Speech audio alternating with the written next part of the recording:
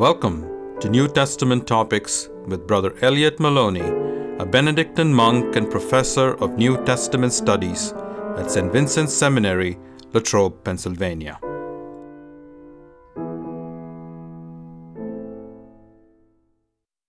Hello, this is Brother Elliott.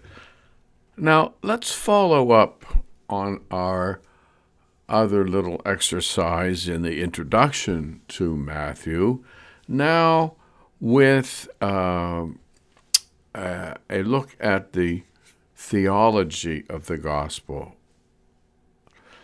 We'll look especially at the Sermon on the Mount, but I'd like to go over kind of the whole structure first and of the gospel, and then we can look and see about the theology.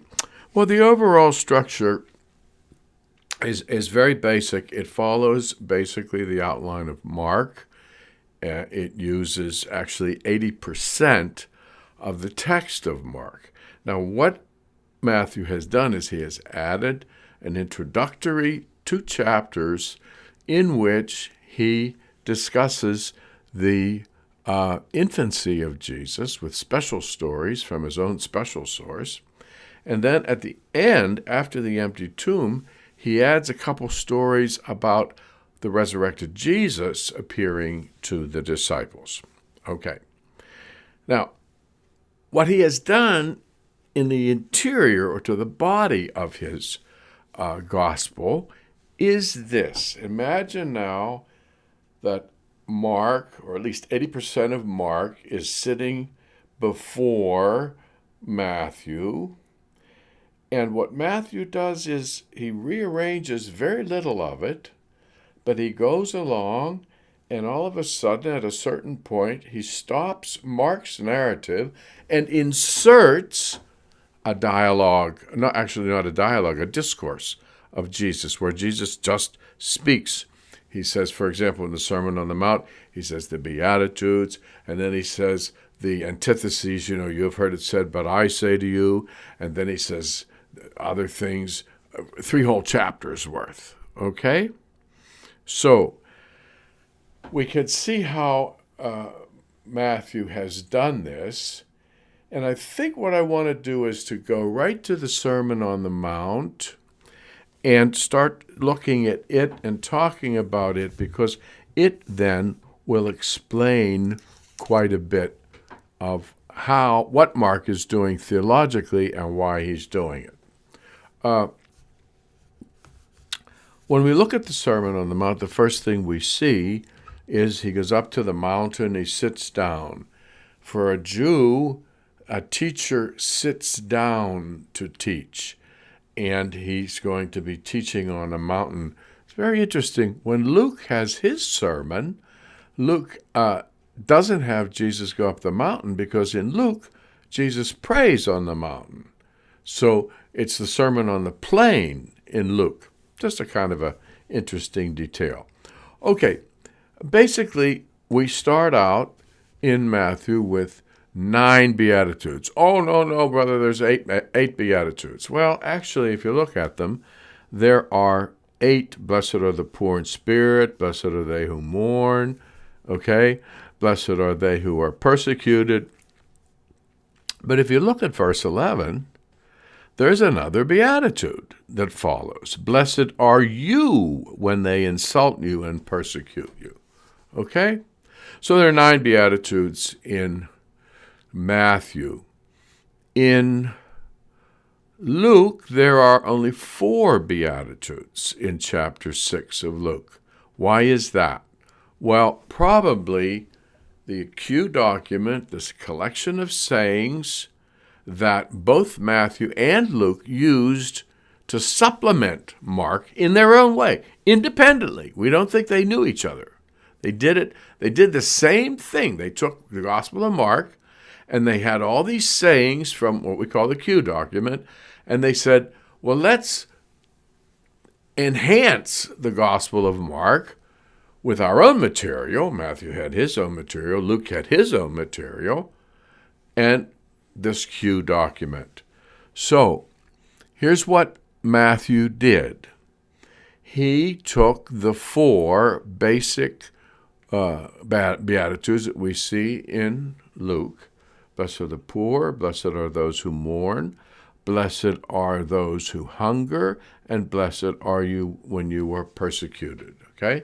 And what he did is he doubled the first one, he doubled the last one. He kept the two in the middle from Q, and he added 3 more of his own. That makes 9. So, I want to get to the theology first. And basically, we can see the theology of Luke. Remember, Luke is a very Jewish Christian community, but with some Gentiles who are pushing against the Jewishness, okay?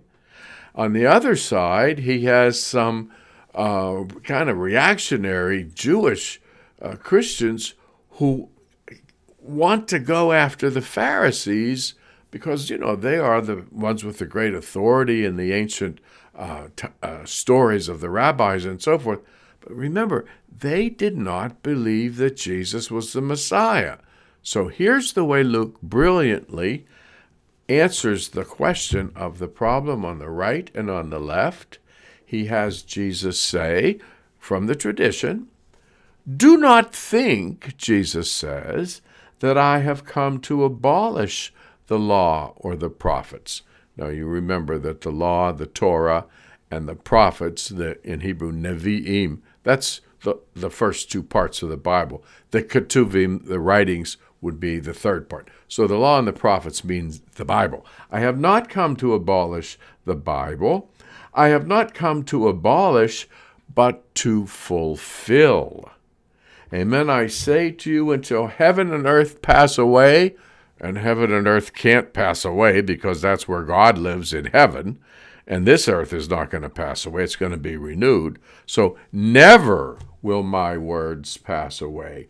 Not the smallest letter or the smallest even part of a letter will pass away from the law until all things have taken place. So, for those Gentiles who want to say, well, the law, forget about that, Jesus says that no part of the law in this community is going to pass away. Every part will be. Therefore, whoever breaks one of the least of these commandments, Jesus says, and teaches others to do so, will be called the least in the kingdom of heaven. Okay? You're just going to basically hardly even be in the thing. But, he says, whoever obeys and teaches the commandments will be called the greatest in the kingdom of heaven. Okay? So much for the Gentiles who want to do away with all this Jewish ethnicity and law-keeping. However, then Jesus says in the next verse, I tell you, unless your righteousness surpasses that of the scribes and Pharisees, you will not even enter into the kingdom of heaven. So here, Jesus is saying to the Jewish Christian part that wants to go and follow the Pharisees, if you don't do better than the Pharisees, you're not even going to get in the kingdom of heaven. You have to follow Jesus' way of righteousness. Okay, now we can begin to see how Matthew has solved the theological problem of how to keep a very Jewish and law-abiding Christian community without going over to the Reformed Jewish religion, but actually being in a new kind of sect of Judaism, namely Jews who accept the messiahship of Jesus. You see? Okay. Now, the infancy narratives, let's go back and start at the beginning. The infancy narratives, then, are from Matthew's own tradition, and basically, they set up Jesus as the fulfillment of the Old Testament. Look at the very beginning, the book of the genealogy of Jesus the Christ, the son of David, the son of Abraham. Why son of Abraham? Judaism comes from the patriarch Abraham. Jesus is a member and a representative of the Jewish. Now, why is Jesus called the son of David? Well, of course, we know that the Messiah has to be from the line of David, right? Because Jesus is the true Messiah expected and promised to the King David back in 2 Samuel when God says to David, I will always be with your lineage. So we have the genealogy. Abraham became the father of Isaac, and Isaac the father of Jacob, these well-known Old Testament figures, and it goes all the way down to Jacob was the father of Joseph, and Joseph the husband of Mary, and of her was born Jesus, who was called the Messiah. Okay?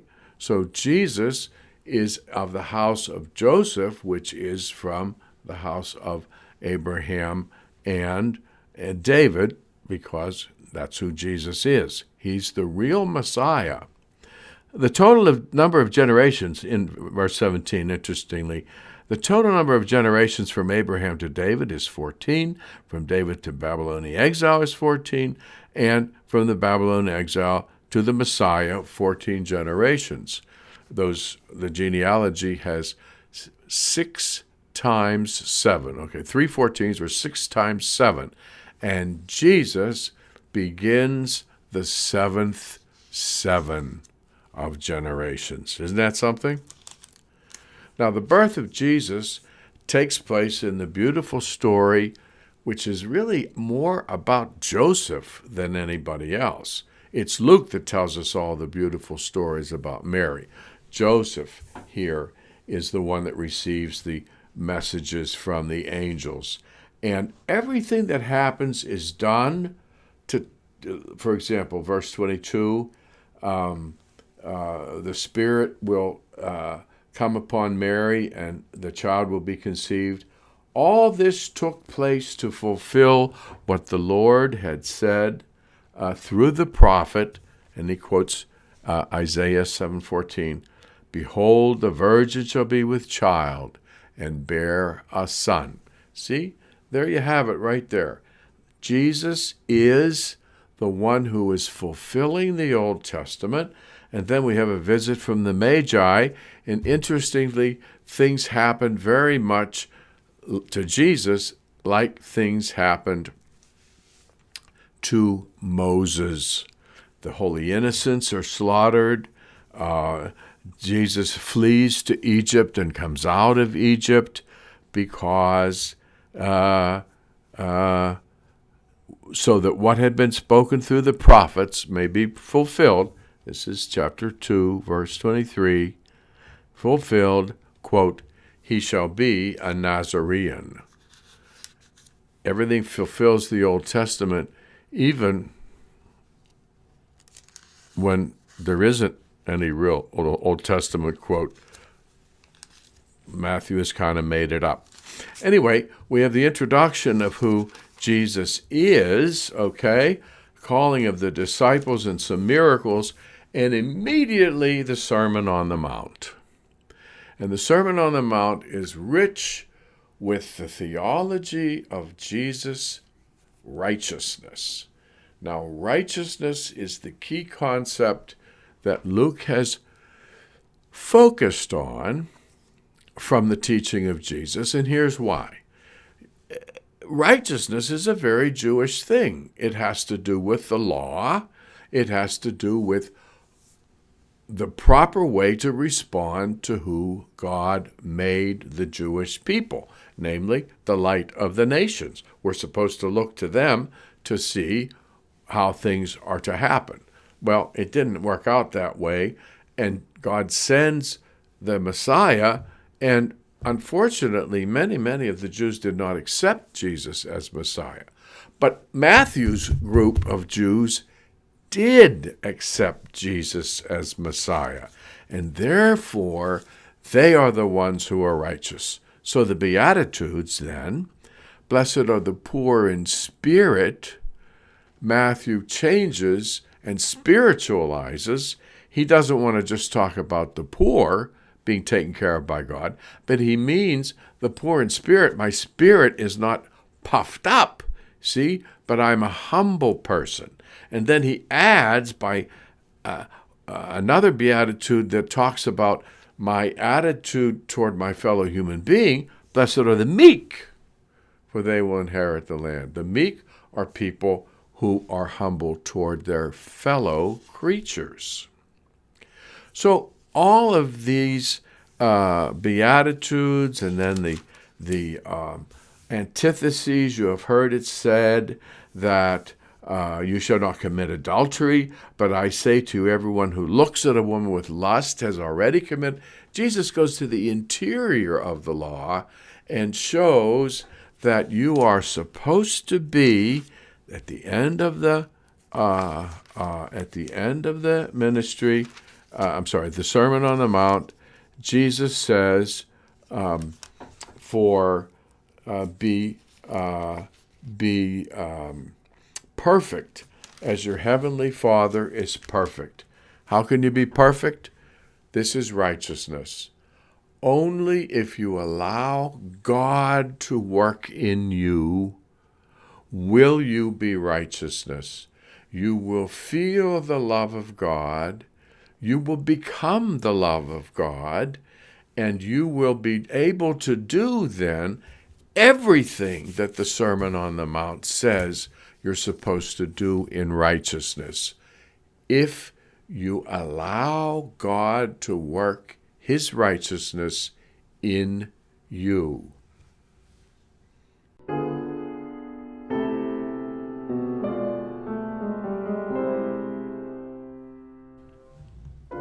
This is Brother Elliott Maloney. Thanks for listening in today.